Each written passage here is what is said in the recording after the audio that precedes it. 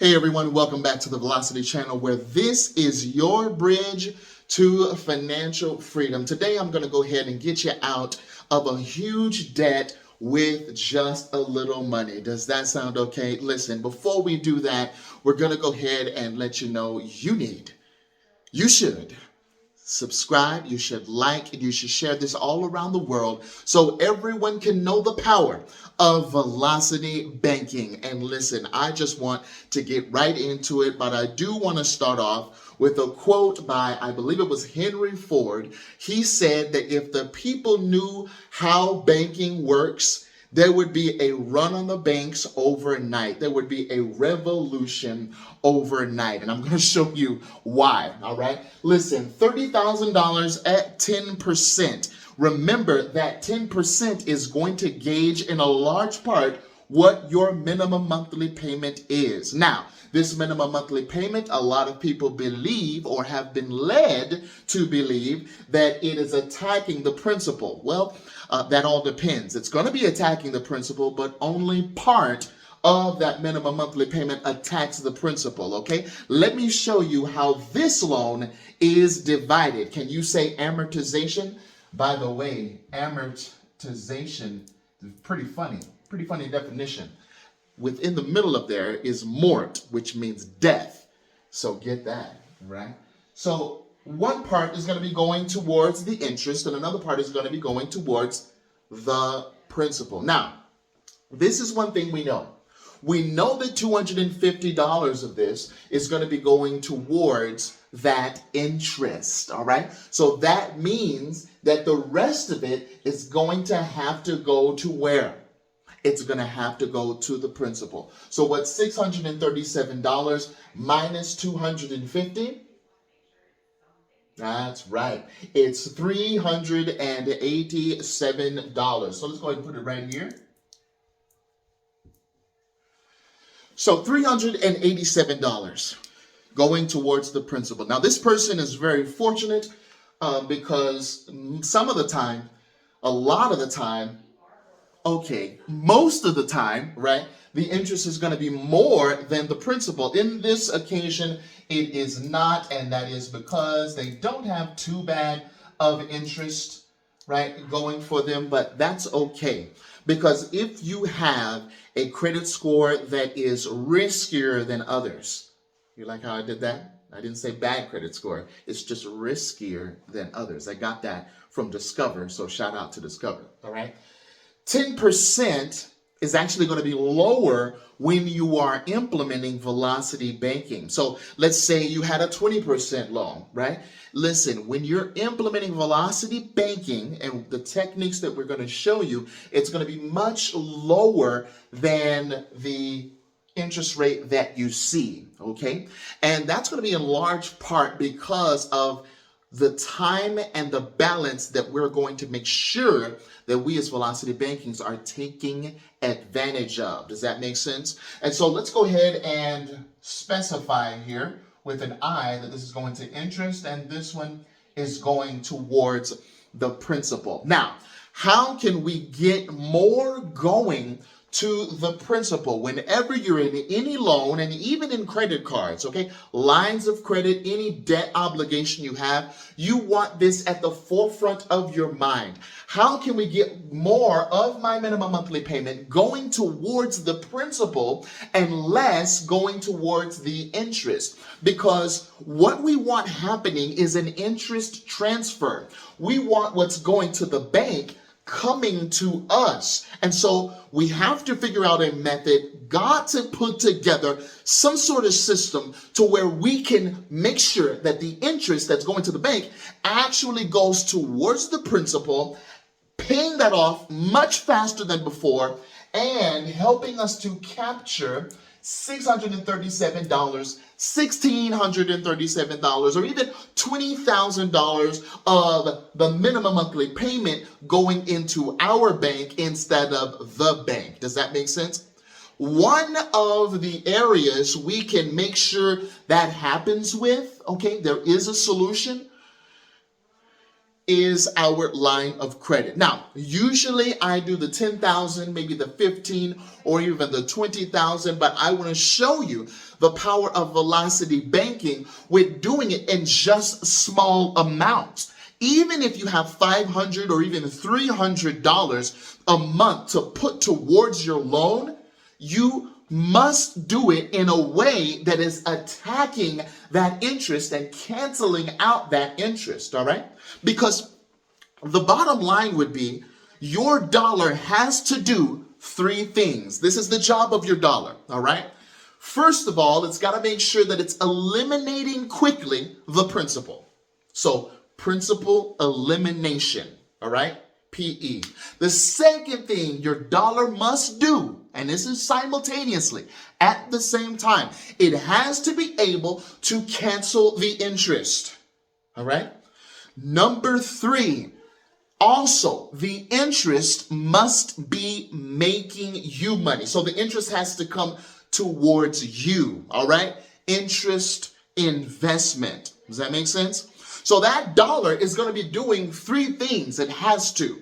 You can no longer afford to continue your traditional banking TB ways, all right? We got to get out of that mentality. Why? Because it's the 21st century, and if it worked for you, it would work for you. Now, we're going to show you how to make sure your dollar is working for you in the most maximized way by using our $1,000. Now, for those of you who don't feel quite comfortable yet using your line of credit to eliminate your principal payments, we're going to go ahead and just start at the $1,000, all right? You can also use your checking account. You can use your savings account if you're not comfortable with using that line of credit of just $1,000. So here's what we're going to do. Let's say you've got an income coming in of $5,000 each month, $3,000 outgo. I didn't forget about you, man. I didn't forget about you. Avery, I didn't forget about you, man. We are absolutely going to be speaking with you, and you just came to mind. Don't worry about it. We will definitely communicate. We're going to fix that, all right? I know you said, yeah, man, just want a little bit, but I want to make sure that you get it so that you can also teach it as well, all right? So, yeah. $1,000, what are we going to do with it? We're going to go ahead and we're going to deploy all the way towards that principal. So the $5,000 is coming in, $3,000 is coming out. What does that leave? That leaves you with a cash flow of $2,000. Now, what is the $2,000 doing? If the $2,000 is just sitting in a savings account, if your $2,000 is just sitting in a checking account, any amount of money that is sitting is actually depleting, all right? It's devaluing, okay, because of inflation, and that's actually a tax. And so what we want to do is we want to make sure that our money is working for us and not against us. Now, what happens when that $1,000 is deployed towards this principal? This becomes much, much less. Okay, as a matter of fact, from the interest to the principal, and that's why you see a smile here, right? This amortization is smiling because it knows that we're about to pay less to the bank, right? And more towards our principal. Okay, what that $1,000 does is it hastens the time of you paying it off. Now, remember, this is a 5-year term, but we're going to be out of this loan in about 20 months, which is a year and 8 months, if we're doing this on a consistent basis. Does that make sense? So listen, $1,000 going towards that $30,000. And remember, we've got to put it towards the principal, which means this 1387 is now going to become, this 387 is now going to become 1387 so that it's paying that loan off faster and faster. Remember, this is the $1,000 that was just sitting around the house, all right? You could probably find $1,000 on the ground if you were looking hard enough, okay, or maybe not. Now, for those of you that are like, man, how am I going to find $1,000, CJ? Well, watch this. You don't have to do it all at one time. You don't have to do it even at one paycheck. Can you divide $1,000 by 4? What about by 5? What about by 3? It's not about the lump sum, okay? It's all about what you're doing with the money that comes in. Can we allocate each and every month $1,000? Now remember, if you're not comfortable with the $1,000, what happens? Well, suppose you're comfortable with $500. Let's go ahead and deploy that, okay, towards the $30,000. What do we have? I tell you what we'll have. We'll have, instead of the $1,387, we're going to have 800. So let's go ahead and get rid of this. $887 going towards the principal. Can you see the power of velocity banking getting rid of your loan? Now, if we could, let's go back to the 1,000, okay? And let's just say we're making sure we do that every month. 1,000, 1,000, 1,000. How is that going to look 1 year or 6 months, okay? Let's just say 6 months. How is that going to look 6 months from now? Let me show you. You know, all our lives we've been told things that didn't necessarily end up being all the way true. It's the same way with our banking. They made us perceive, or led us to perceive, that we had to do it one way. And we're here to let you know by the numbers that that's not necessarily the case, all right? So here we have interest. If we continue to do this $1,000 each and every month, in the 6th month, you would already be paying $191. That's right.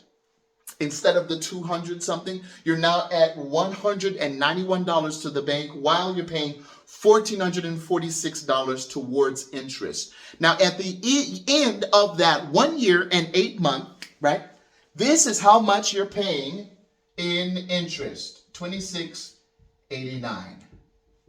$2,689. And so what does that mean? That means that not only are you out of a loan that's supposed to take 5 years in accordance with the bank, right?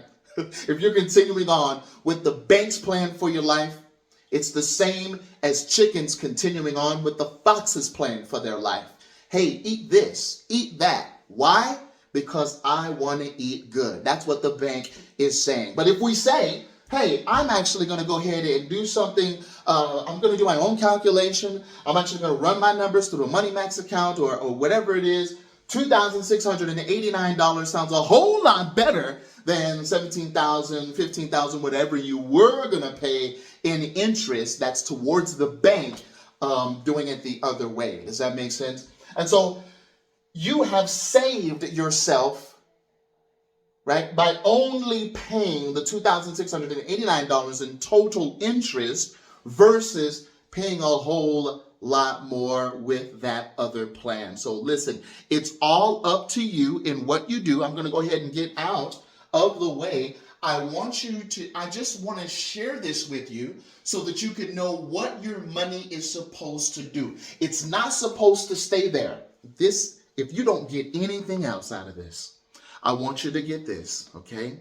Your money is not supposed to stay where it is. It's always supposed to move. That's why business owners keep going up and up and up, and they're not afraid of business loans. They're not afraid of business credit. Why? Because they know the power of a money movement. Write that down. You've got to know the power of money movement. And that's why after a year and 8 months, not 5 years, not 6 years, not 7 years, you're out of that loan. And where does the $637 a month go? Straight into your bank account, because you are worth it. So this $2,000 becomes an additional $637. Now, with this $637, can you set up your business? With this $637, remember that's each month now, can you do something that is going to give you more in cash flow than what you had before? The answer is, of course. And even if you had more debts, what could this help you do? Combined with the line of credit, help you pay them off. That's what it's all about. Use these velocity banking principles and go forth and prosper. God bless you, and we'll see you in the next video.